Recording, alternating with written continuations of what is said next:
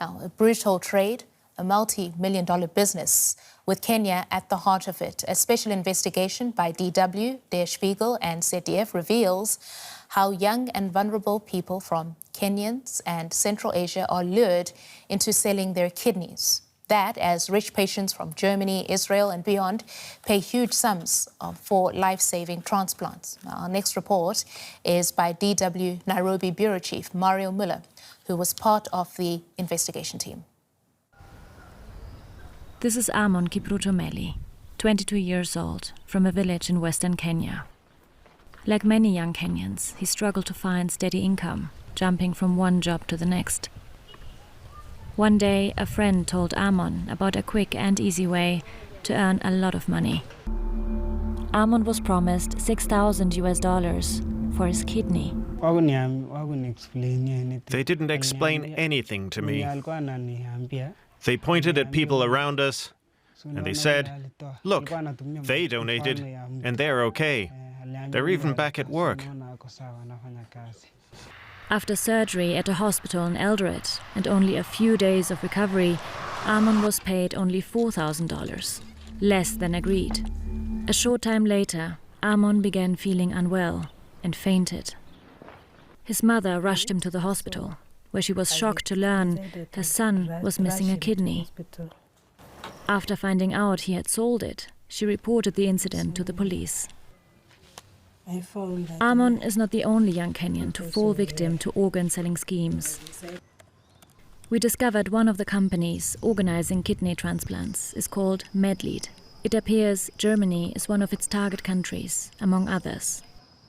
The demand for organs is high in Germany, where there are not enough donors each year. Sabine Fischer-Kugler turned to Medlead for a kidney transplant and admits she paid a six-figure amount. She says she doesn't regret her decision. It might have been selfish of me, but I wanted the kidney. The contract terms were in order, but it's clear to me that it's not quite right. Kenya's health ministry commissioned a fact-finding mission to one of the hospitals where kidney transplants have been conducted after allegations of organ trafficking taking place there.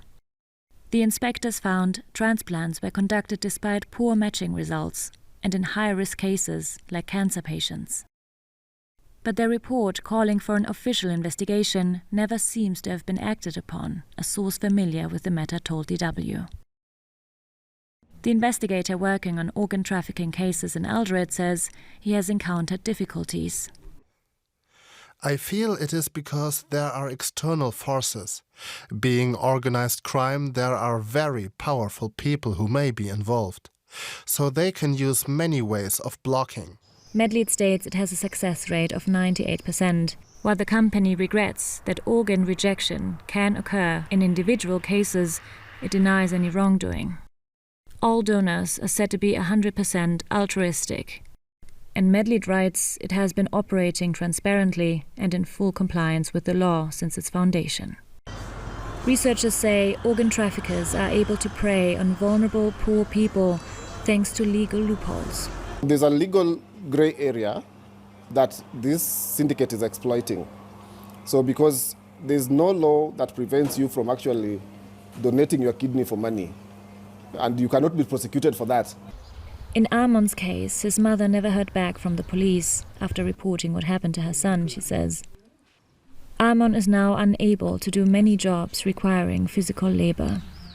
If I could go back in time, I would not have said yes to anything. I would not have let them remove my kidney. Even if they tried to persuade me, I would not agree, because right now I'm desperate. Amon says he feels like he's been taken advantage of. Now, DW has reached out to the Kenyan Health Ministry for comment, but we've not received a response.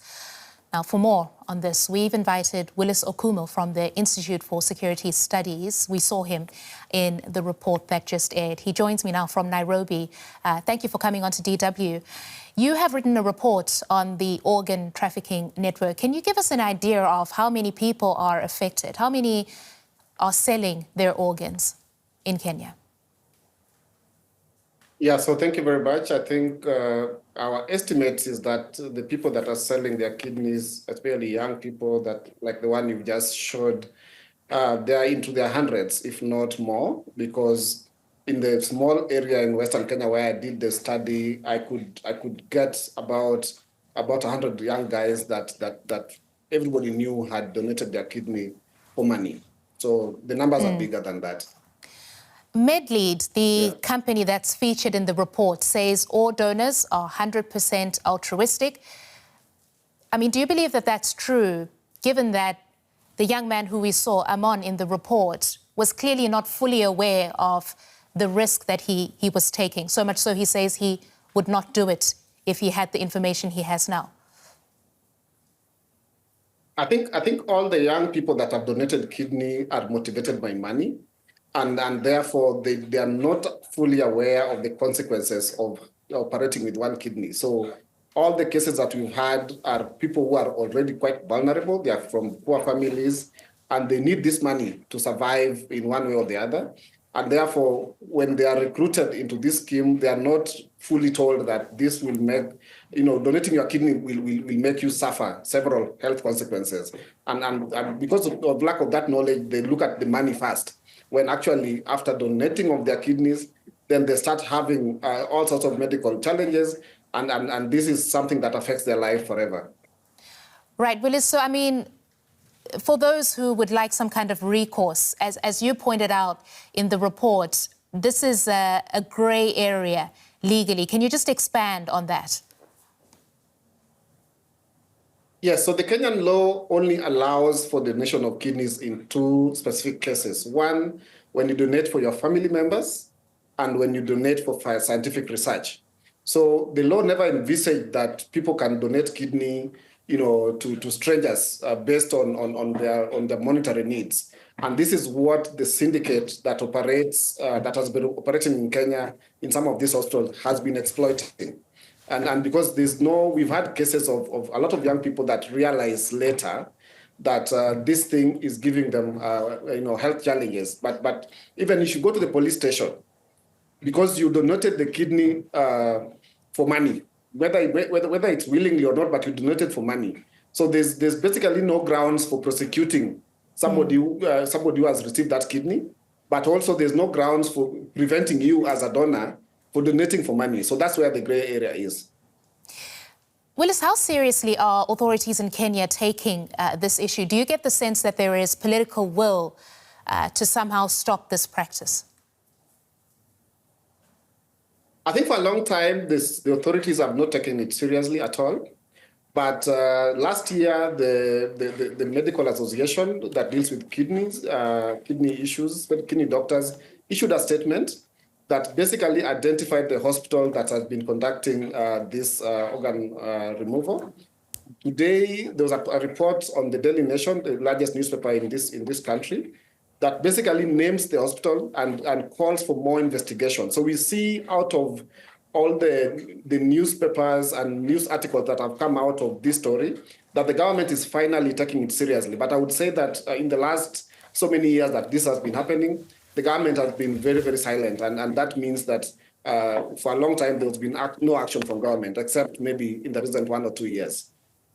All right, that is Willis Okumo from the Institute for Security Studies. We appreciate your coming on to DW to help us understand this story. Thank you, Willis.